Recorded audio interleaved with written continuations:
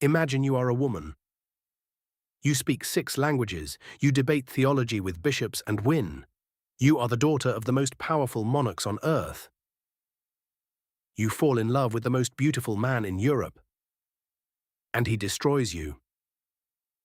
Not with violence, not with war, with something far more precise. He makes everyone around you believe that you are mad. Your own father signs the document. Your own son refuses to respond to your letters. The keepers he sends force you to dress, to eat, to appear, then report that your refusals are evidence of insanity. They lock you in a castle in the center of Spain. You can see the town from your window. Normal life 20 meters away for 46 years. Her name was Juana. Queen of Castile, Queen of Aragon, technically Queen of the entire Spanish Empire. History remembers her as Juana la Loca. Juana the Mad.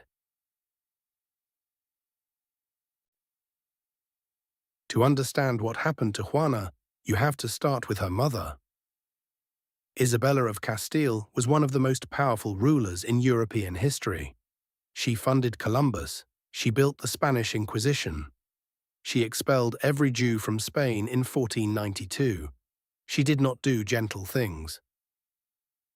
And she raised Juana to be exactly like her. Juana was the 3rd child, and she was extraordinary. She learned Latin, French, English, German, Arabic. She studied music, philosophy, theology. The ambassadors who met her as a teenager sent reports back to their courts. This girl is remarkable. In 1495, when Juana was 16, Isabella arranged her marriage. A dynastic alliance, Spain and the Habsburg Netherlands united through 2 children. Juana would marry Philip of Burgundy. They called him Philip the Handsome, and he was, by every account, the most conventionally beautiful man in Europe. Blonde, tall, charming, completely certain of his own importance. They met once before the wedding. Juana fell immediately and completely. They were married in October 1496. Juana was 17 years old. And within weeks of the wedding, she understood exactly who she had married. Philip had mistresses. This was not unusual for European kings.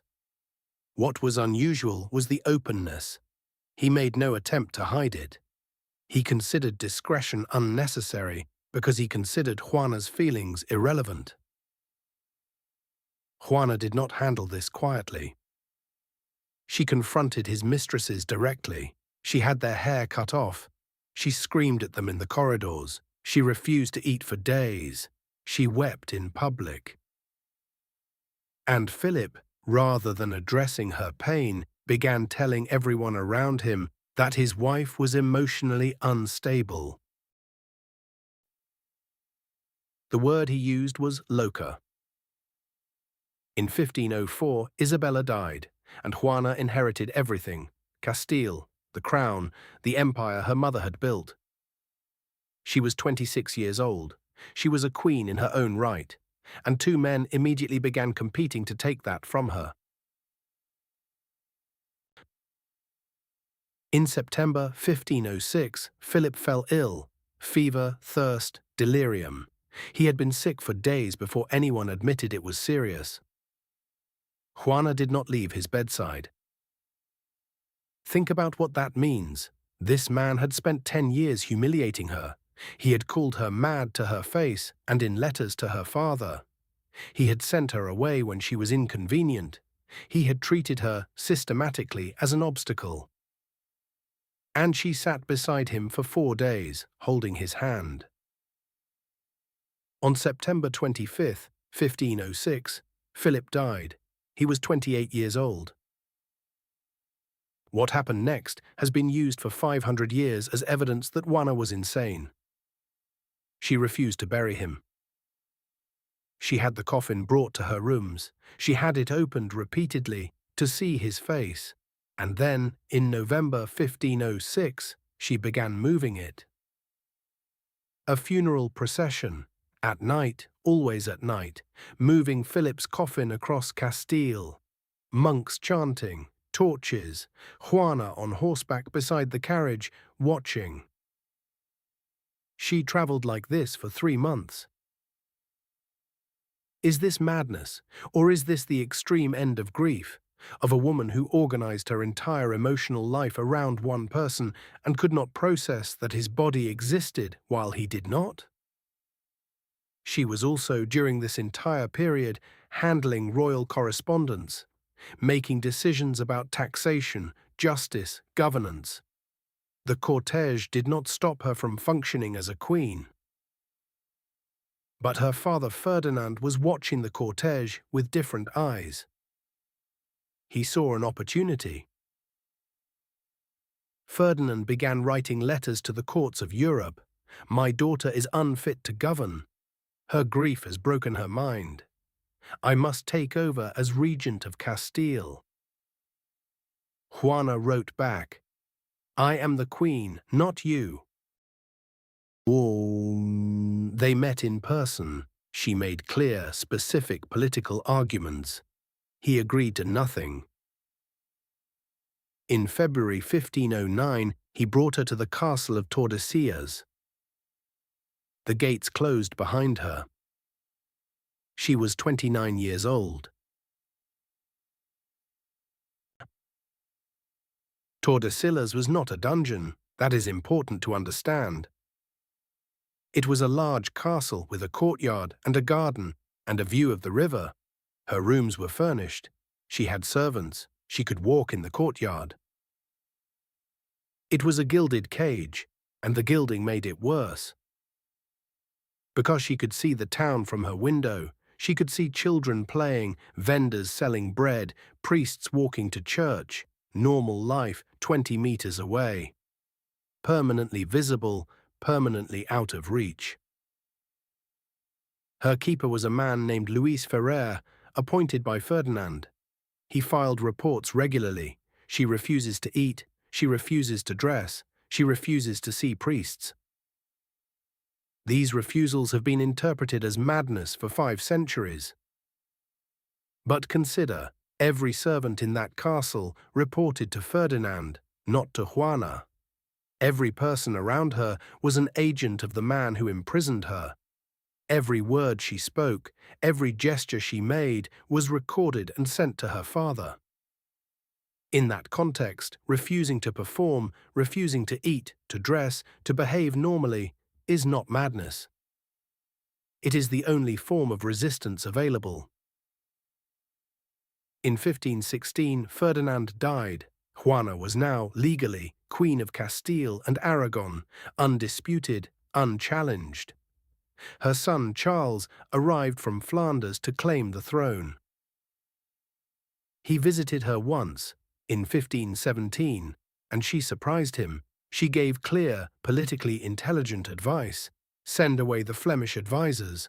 Govern as a Castilian. Charles left, and the confinement became stricter. In 1520, the people of Castile revolted, the Comuneros. They rose up partly in Juana's name. The rebels broke into Tordesillas and knelt before her, documents in hand. Sign this. Lead us. She asked intelligent questions and refused. Whoa. Why? Historians argue still. Was she protecting them from being associated with a lost cause? Was she too broken by then to act? Was she simply making a rational calculation that it would fail? The rebels left without her. The revolt was crushed. And Juana remained.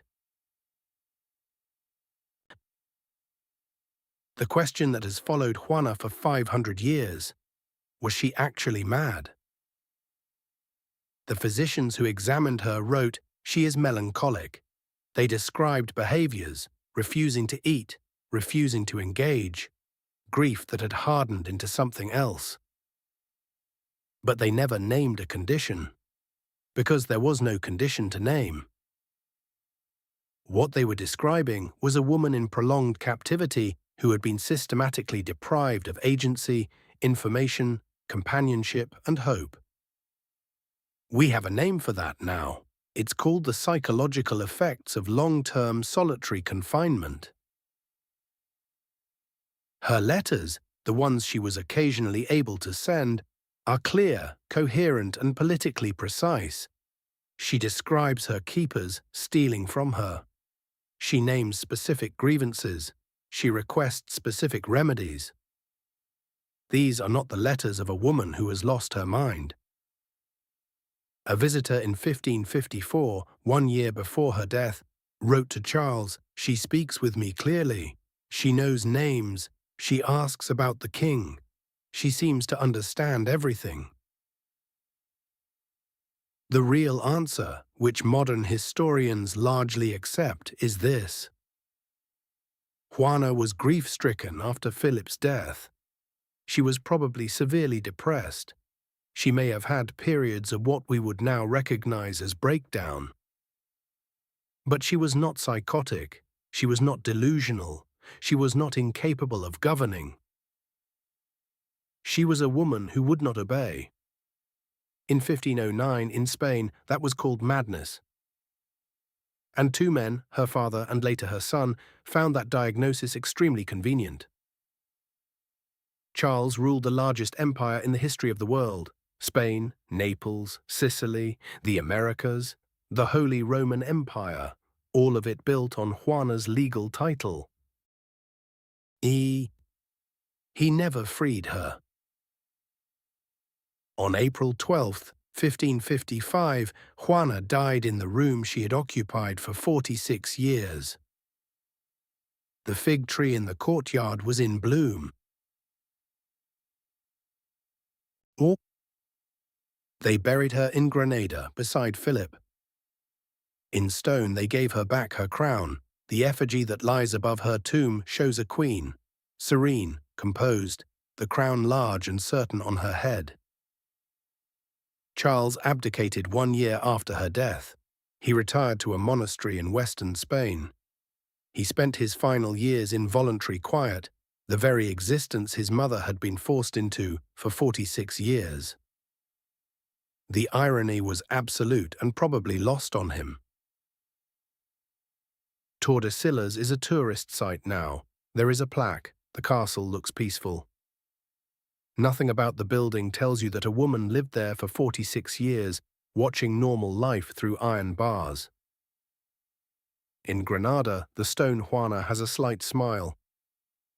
The real Juana had very little to smile about. What she had was a mind sharp enough to see exactly what was happening to her, a love strong enough to destroy her when it was taken, and 46 years of mornings watching a fig tree through iron bars. She was not mad. She was inconvenient.